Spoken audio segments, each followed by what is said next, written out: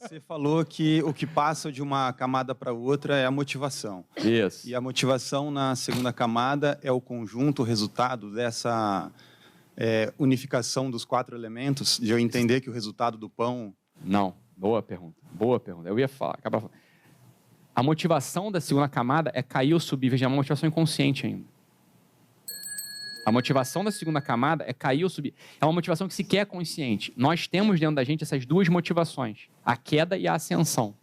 A queda e a ascensão. Todo mundo experimenta isso. Eu não faço o bem que quero, mas o mal que não quero. Por quê? Por esse princípio.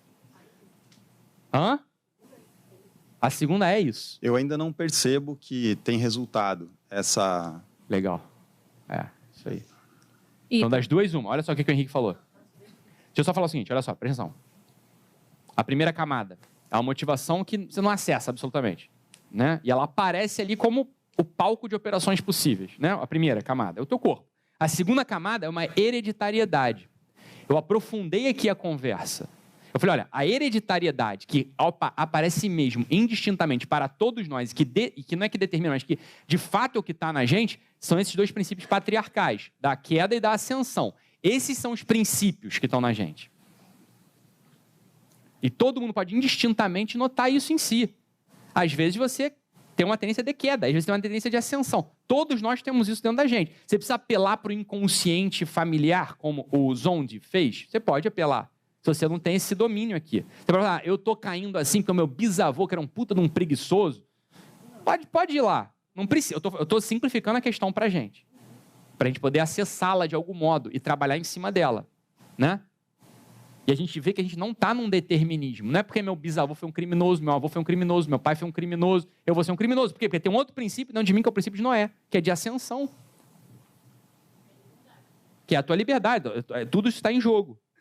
Só que você só tem o princípio do pai Noé em você? Não, você tem o princípio do pai Adão. São os 2 princípios patriarcais. É disso que trata a segunda camada, dos princípios patriarcais. Dessa hereditariedade. Tá? Eu estou dizendo, olha, como você trabalha essa possibilidade de ascensão? Porque a gente tem, e o que importa para a gente é isso aqui.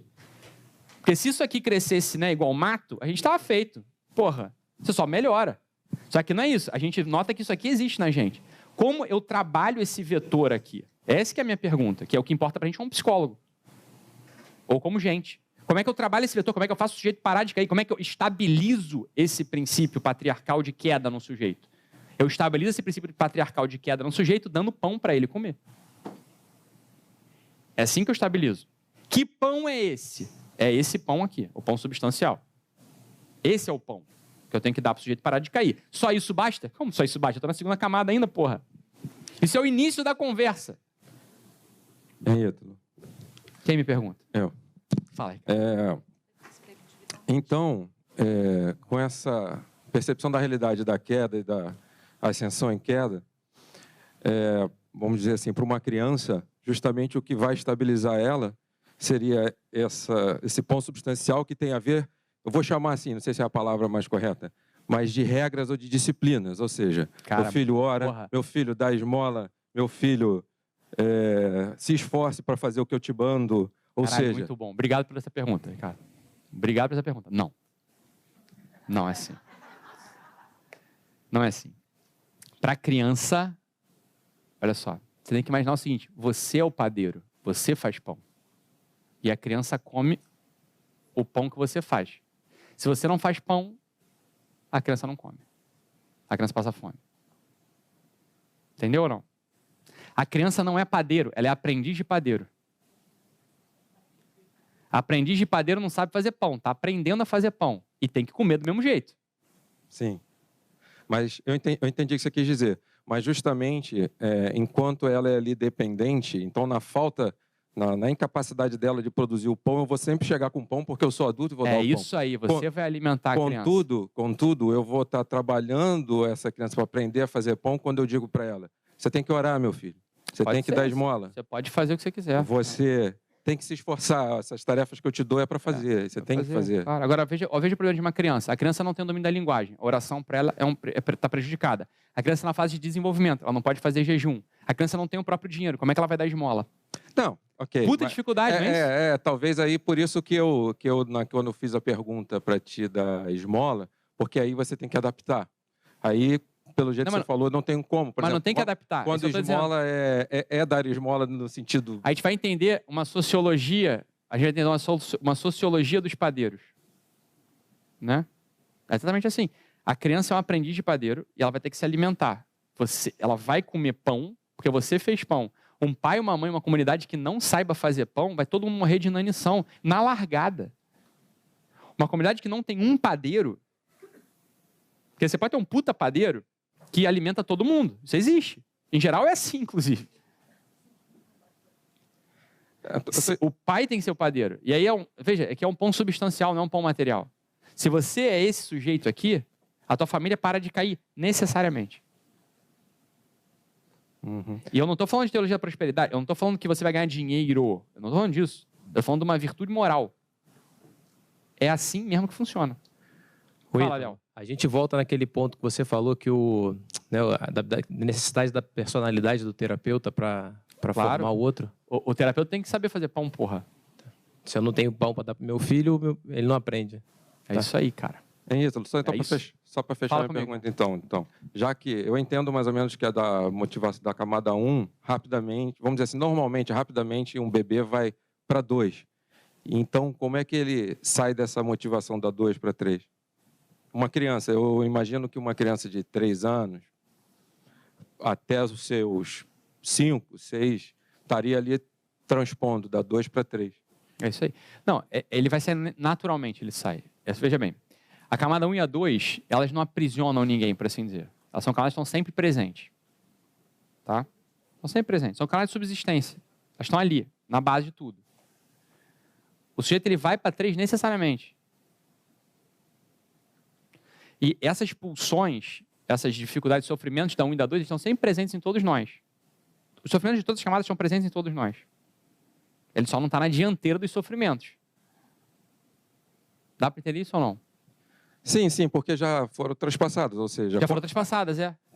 Vamos supor, se eu for para um campo de concentração, eu volto para 2, né? Você não volta para 2. Se eu for um judeu lá, porque... Não, você não volta para 2. Não necessariamente. Eu sou forçado a ficar na 2, eu só vou pensar o dia. A 2 ela seguinte. aparece. Quando é que eu vou comer a minha metade da minha batata numa migalha de pão? É isso que eu vou pensar 24 horas por dia. Ou não. Porque há quem não tenha pensado nisso no campo de concentração. Mas, concorda? Vamos dizer assim, ele é forçado a ter... Claro. Apesar dele, talvez ele estar acima daquilo... Total. Eu sei que não só de pão eu vivo, não só de batata. Contudo, o que vai determinar quase 24 horas do meu dia é...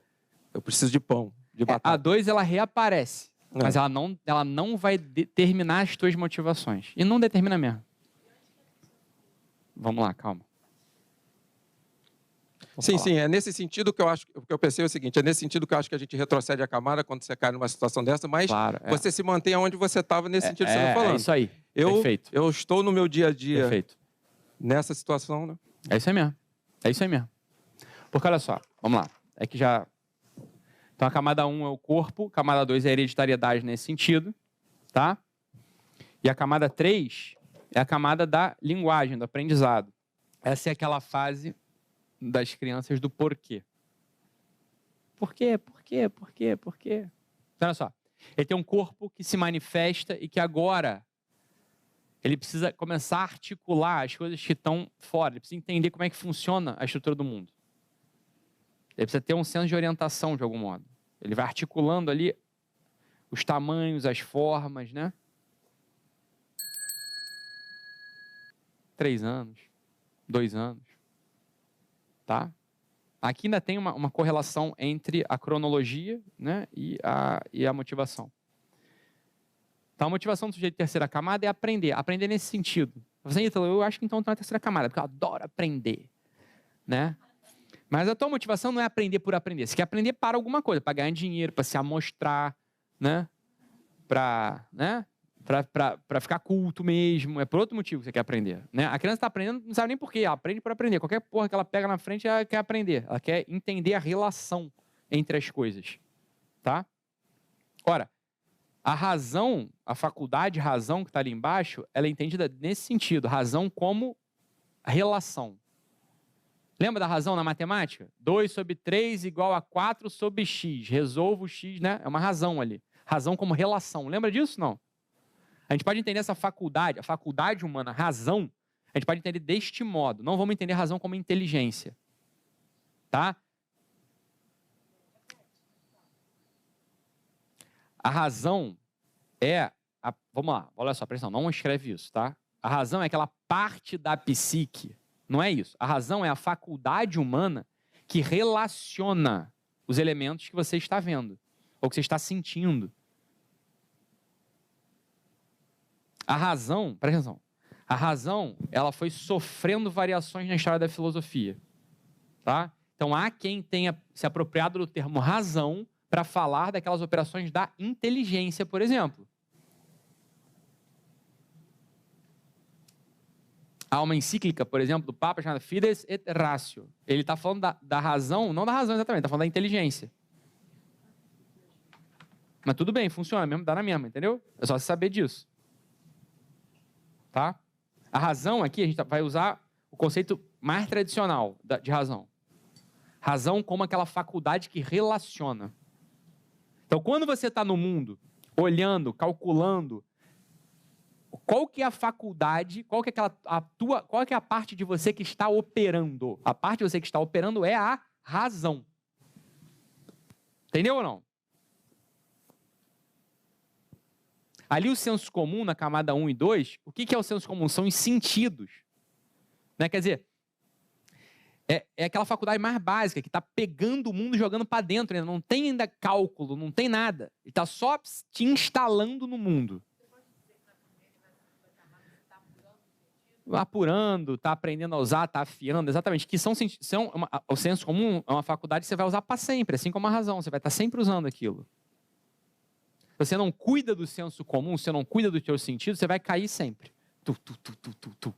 Então, olhar coisas belas, não olhar coisas malignas, né?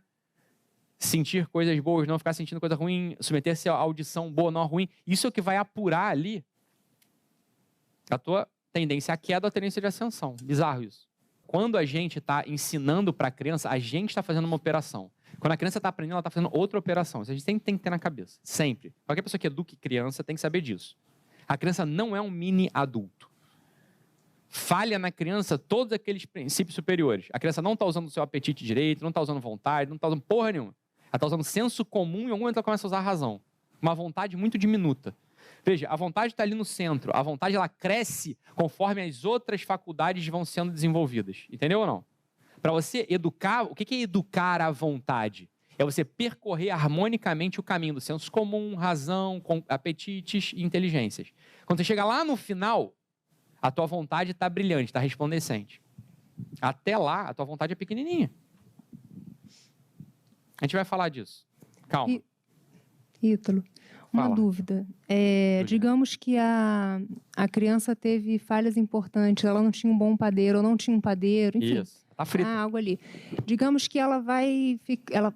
Estou supondo, tá? Pela minha observação. Ela vai ficar instalada ali na 4ª camada por conta de falhas na 2ª? Ela não vai ficar instalada. Ela não vai ficar instalada. Mas você tem razão, pode ser. Ela não vai ficar instalada. Eu entendi a tua como? pergunta, tinha achado que você ia perguntar outra coisa. Ela pode se instalar na 4ª camada porque não tem falha, porque tem falha na 2ª. Eu vou falar do motivo da instalação na 4ª camada. Isso aí. Mas peraí, vamos chegar lá na 4ª. Tá? Então a 3ª camada é a camada que não é simples, né? Mas todo mundo chega na 3ª camada. A razão está sempre sendo usada. Todo homem usa a razão.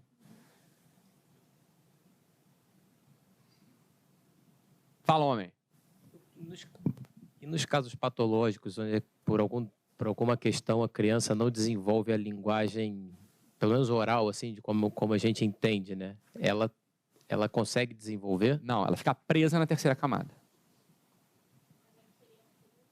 Não, a 2ª ninguém fica preso na 2ª. Ela não completa a 3ª camada. Ela vai ficar sempre, a motivação é sempre aprender. Mas ela nunca consegue concluir aquilo.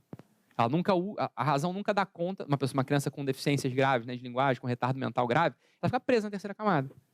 Todo o universo da criança não é ser amado, vencer, nada. É usar a razão, relacionar as coisas.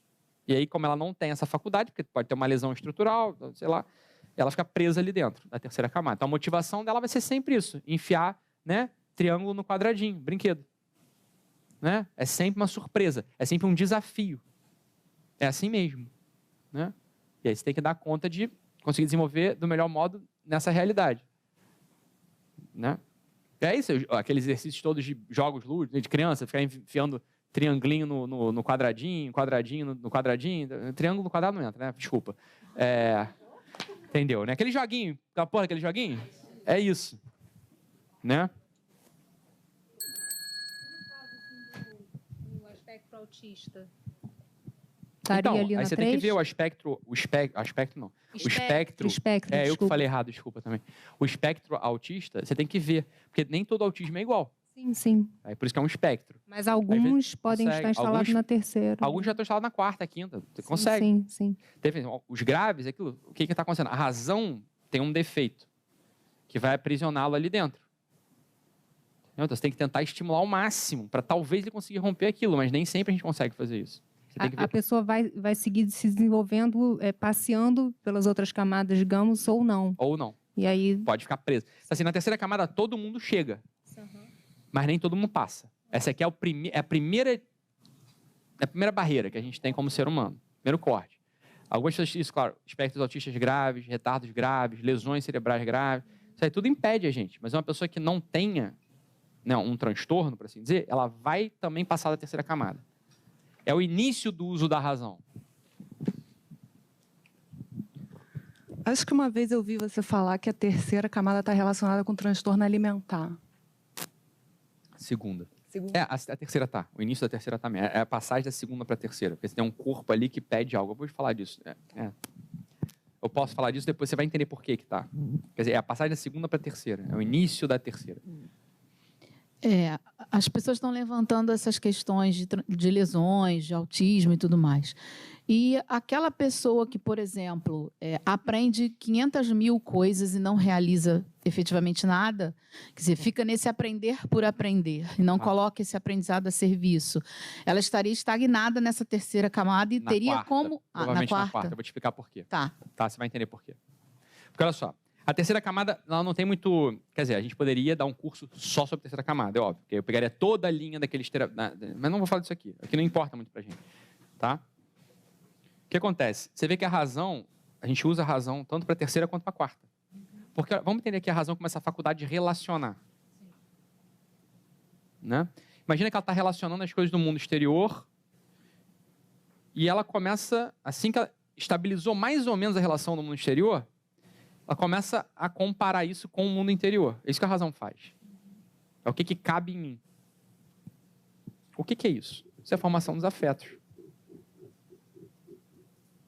A razão puxa para dentro de si, começa a relacionar o tamanho do mundo exterior com o tamanho do mundo interior. O que cabe dentro do meu peito, o que cabe dentro de mim.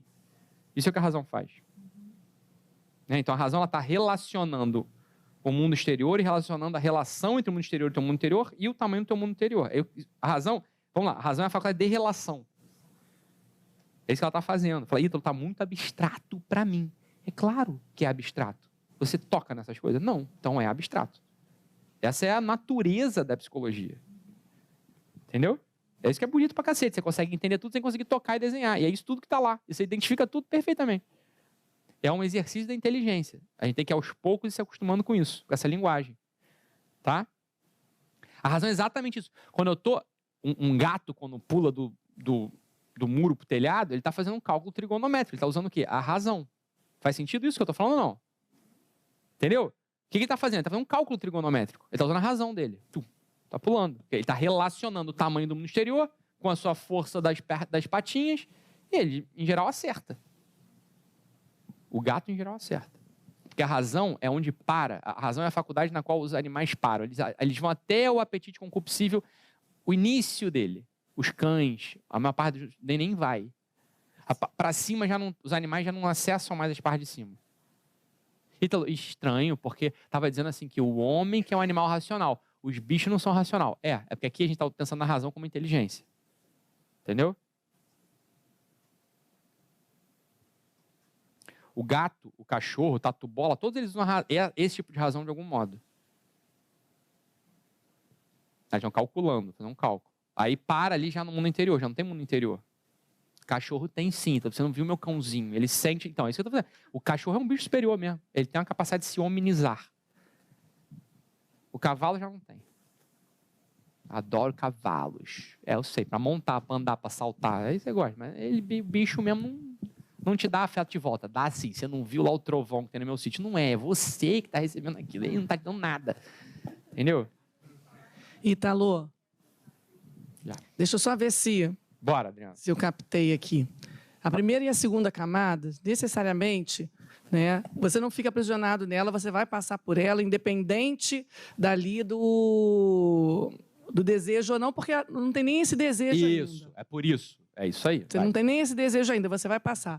Mas, ao mesmo tempo que você necessariamente passa por elas, né, pelo menos essa segunda camada, ela não é superada totalmente, ela vai estar sempre presente.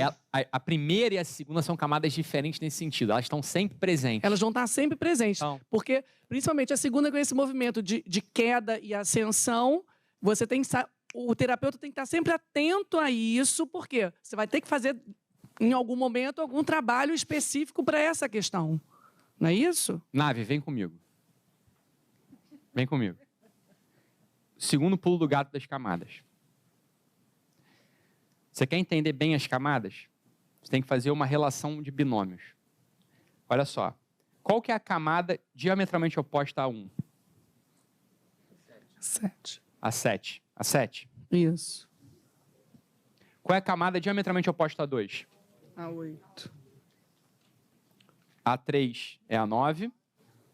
A 4, a 5 11. e a 6. 12.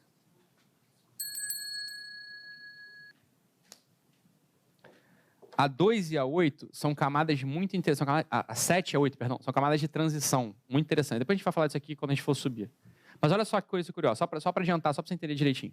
A camada 7 é o teu papel social. A tua motivação é atender as expectativas de um grupo, mas não para se sentir bem, mas porque isso é o teu dever.